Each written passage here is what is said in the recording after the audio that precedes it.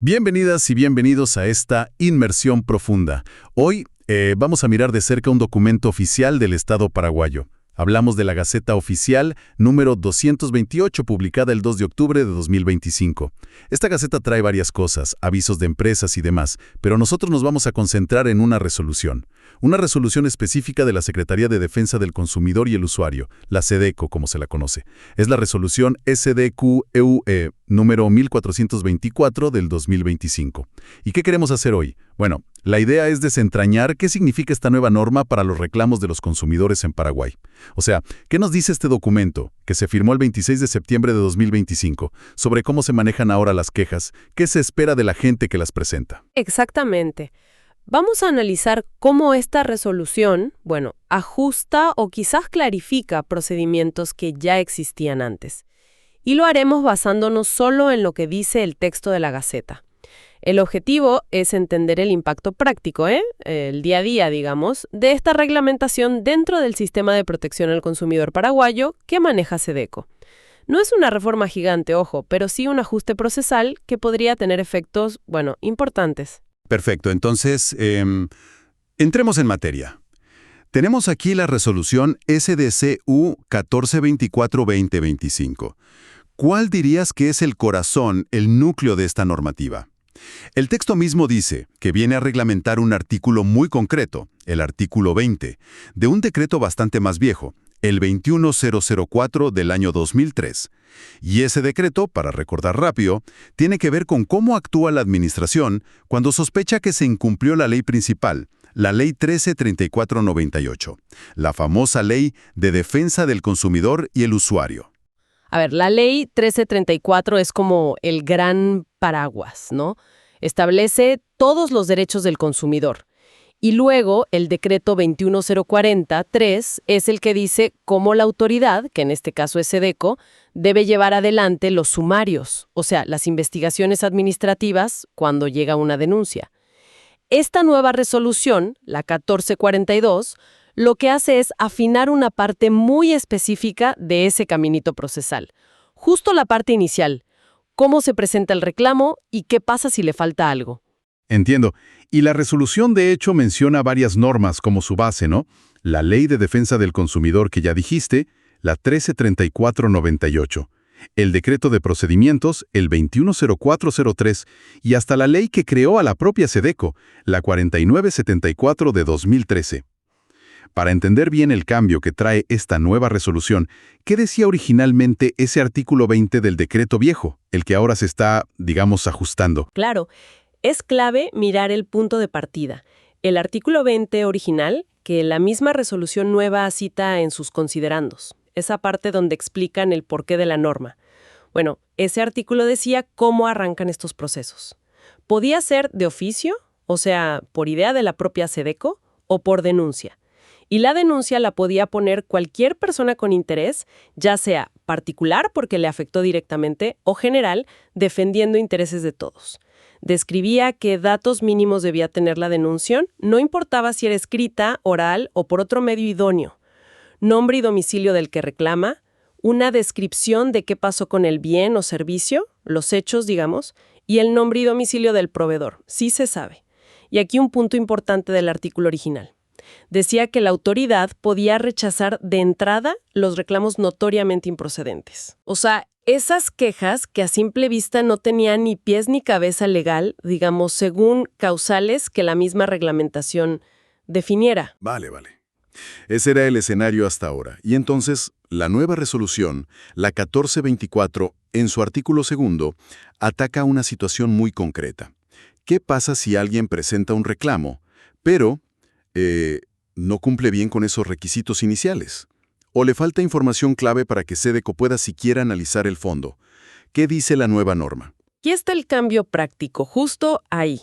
La resolución dice que si la administración, o sea, SEDECO, ve que faltan requisitos o falta información importante para entender qué se reclama, tiene que pedirle al reclamante que arregle eso, que subsane la omisión. Y aquí viene lo nuevo, el mecanismo. Fija un plazo perentorio. Esa palabra es clave, perentorio. Significa que es un plazo estricto, que no se puede alargar. y es de 20 días hábiles.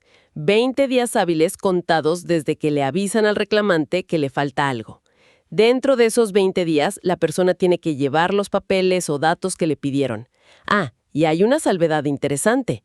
Si el reclamante dice que no tiene esa información que le piden, bueno, tiene que decirlo expresamente por escrito a SEDECO también dentro de esos 20 días. Entendido. O sea, 20 días hábiles para completar la info o para decir, mira, no la tengo. Suena a que le ponen un reloj al reclamante, ¿no? Para que el trámite no quede ahí colgado. Y la pregunta que sigue es obvia. ¿Qué pasa si se vencen esos 20 días hábiles y la persona no respondió? O no llevó lo que le pidieron, o no avisó que no lo tenía. La consecuencia. La consecuencia viene clarita en el artículo 3. Y es el nudo del cambio práctico. Si no se cumple con ese requerimiento en los 20 días hábiles, la resolución le da la facultad a SEDECO para rechazar el reclamo. Pero ojo con el término que usa. Es importante. Lo rechaza por falta de formalización. Y esto es crucial, porque la misma resolución aclara que este rechazo no significa que SEDECO analizó el problema de fondo y dijo, el consumidor no tiene razón. No. Es un rechazo puramente de forma, por no completar el trámite. Ajá. O sea, es como si dijeran, no podemos seguir con esto porque no completaste los papeles a tiempo. Punto. No es un juicio sobre si la queja era válida o no en sí misma. Y creo recordar que la resolución dice algo más sobre eso, ¿no? Sobre qué pasa después de ese rechazo. ¿Se puede volver a intentar? Exacto. Muy importante ese punto. El mismo artículo 3 aclara que este rechazo por falta de formalización no le cierra la puerta al consumidor. Puede presentar un nuevo reclamo sobre los mismos hechos. La única condición es que esta nueva vez sí presente todo completo, cumpliendo los requisitos desde el vamos. Esto sugiere que la idea no es castigar al consumidor, sino más bien ordenar la casa, ordenar el flujo de expedientes en SEDECO. Tiene lógica desde el punto de vista de la gestión administrativa, sí. Parece una herramienta para que los expedientes no queden ahí, en el limbo, esperando papeles que quizás nunca lleguen. Supongo que la justificación oficial en los considerandos de la resolución va por ahí. Justamente. Los considerandos son bastante claros en eso. Dicen que esta medida busca garantizar principios como la seguridad jurídica, la celeridad, la transparencia en cómo se tramitan los reclamos. Hablan explícitamente de evitar la paralización de los expedientes administrativos que pasa cuando falta información clave.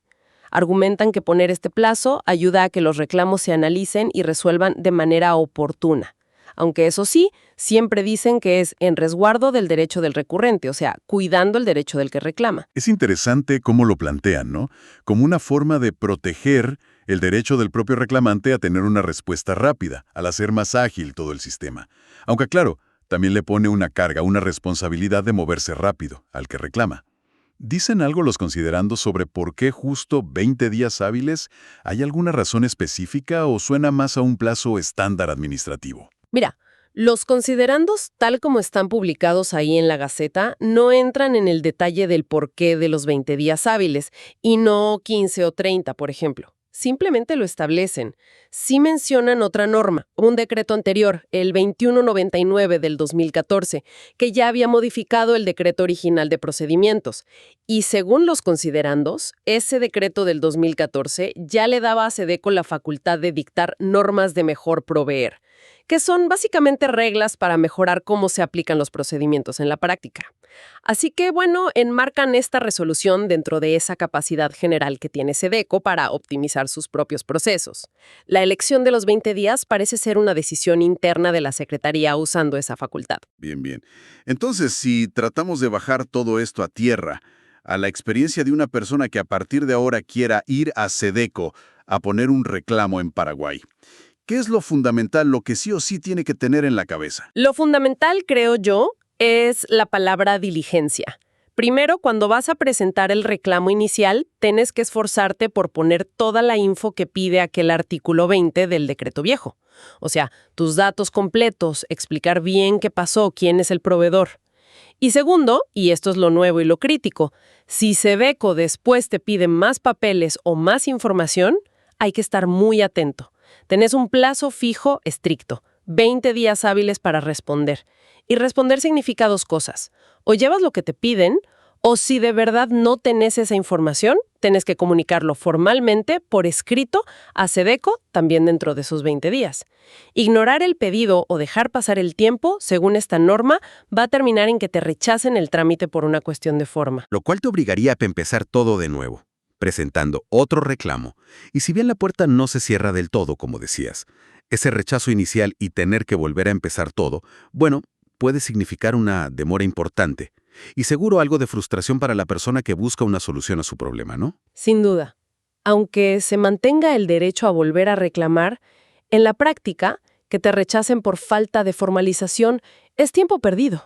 Puede demorar todo. La posibilidad de llegar a una audiencia para conciliar o a que SEDECO finalmente diga algo sobre el fondo del asunto. Por eso, la resolución lo que hace es subrayar la importancia de la formalidad, ¿sí? Pero sobre todo, de la respuesta activa y a tiempo por parte del reclamante una vez que el proceso ya empezó. Es un cambio que, me parece, pone un énfasis mayor en la responsabilidad del ciudadano de impulsar su propio caso cuando la administración le pide completar algo. Mencionaste antes esa idea de equilibrio que la administración dice buscar en los considerandos. Eficiencia, por un lado, que los casos no se duerman, y por otro, cuidar el derecho a reclamar. Pero este equilibrio, así como está planteado acá, parece que inclina un poco la balanza, ¿no? El peso de la eficiencia, al menos en esta etapa inicial, cae bastante sobre los hombros del consumidor. ¿Se nota en el texto alguna consideración sobre, no sé, dificultades que pueda tener cierta gente para cumplir con este plazo? Pienso en personas con menos recursos o que no están tan acostumbradas a estos trámites. Mira, la resolución, el texto que tenemos publicado, no se mete en detalles sobre posibles excepciones o si se va a considerar caso por caso si alguien tuvo una dificultad real para cumplir el plazo. Establece la regla de los 20 días hábiles y la consecuencia si no se cumple de forma general para todos. La única flexibilidad que se ve escrita es esa posibilidad de avisar dentro del plazo que no tenés la información. Pero no habla de pedir prórrogas ni de adaptar el plazo según quien sea el reclamante. Esto podría leerse como que la prioridad en este ajuste puntual fue efectivamente agilizar y estandarizar el flujo de expedientes, quizás confiando en que 20 días hábiles es en general suficiente y dejando abierta la puerta a reiniciar el proceso si no se pudo cumplir. Entiendo. Un enfoque claro en la estandarización del proceso. Y ya para ir cerrando los detalles formales que nos da la Gaceta. La resolución tiene la firma digital de 2 personas. Por un lado, Sara Delia Irún Sosa, que figura como secretaria de SEDECO. El documento dice que la nombraron por decreto en noviembre de 2023. Y por otro lado, firma María Fabiola Roy Escandriolo como encargada de despacho de la Secretaría General, por otra resolución interna. Y como ya dijimos, el artículo 4 confirma que esta nueva regla empieza a regir desde el día que se publicó en la Gaceta Oficial, o sea, el 2 de octubre de 2025. Correcto. Esos son los detalles de forma, pero que le dan el marco de validez y vigencia a la norma. Importantes para saber desde cuándo aplica. Entonces, resumiendo un poco, lo que a primera vista podría parecer un ajuste técnico, chiquito, en un procedimiento, esta resolución 1424-2025 tiene consecuencias bien concretas para la gente que interactúa con SEDECO. Cambia la dinámica al principio del reclamo. Pone un plazo estricto para completar información y una consecuencia clara si no se cumple. Y refleja esa tensión que vemos en muchos lados de la administración, ¿no? Entre garantizar el derecho de las personas a ser escuchadas, a que sus casos se traten, el debido proceso, digamos, y la necesidad que sienten las instituciones de ser eficientes, de moverse rápido, de evitar que se les acumulen los papeles. Exactamente. Y si lo miramos con un lente un poco más amplio sobre la protección al consumidor en general, son justamente este tipo de reglamentos los que bajan a tierra los procedimientos, los que al final definen qué tan reales, qué tan efectivos son los derechos que te dan las leyes grandes. Una cosa es que la ley diga, tenés derecho a reclamar, y otra, muy distinta, es cómo funciona ese camino en la práctica para hacer valer tu derecho. ¿Es un camino fácil, accesible, justo, o está lleno de trabas formales? Esta resolución ajusta una de las primeras paradas de ese camino y pone una condición de tiempo clara para que el expediente avance, que depende de la acción del que reclama. Más allá de este análisis del texto, Esta resolución se enfoca muchísimo, en la responsabilidad del consumidor de moverse rápido para que su propio caso avance, al menos en esta fase de completar datos. La justificación es la eficiencia del sistema en general. Pero, ¿y la otra cara de la moneda? Si hablamos de eficiencia y rapidez en resolver reclamos, ¿qué mecanismos hay o cuáles se podrían reforzar para asegurar también que el proveedor, el denunciado, responda a tiempo y de forma efectiva? ¿Cómo se balancea la exigencia de rapidez al consumidor con la necesaria respuesta del proveedor dentro del mismo sistema? Esta resolución no toca eso, claro, pero nos deja la pregunta picando sobre la dinámica completa del proceso. Es una excelente pregunta para seguir explorando, sí. La eficiencia de un proceso así tiene muchas patas. Esta norma se ocupa de una, que el expediente esté completo al inicio, por parte de quien lo impulsa. Queda pendiente analizar cómo otras normas o las prácticas de SEDECO aseguran la rapidez y la efectividad en lo que sigue, en la respuesta del proveedor, en la decisión final de la autoridad. Buscar un sistema que sea justo y a la vez eficiente, bueno, exige mirar todas las partes del engranaje, sin duda.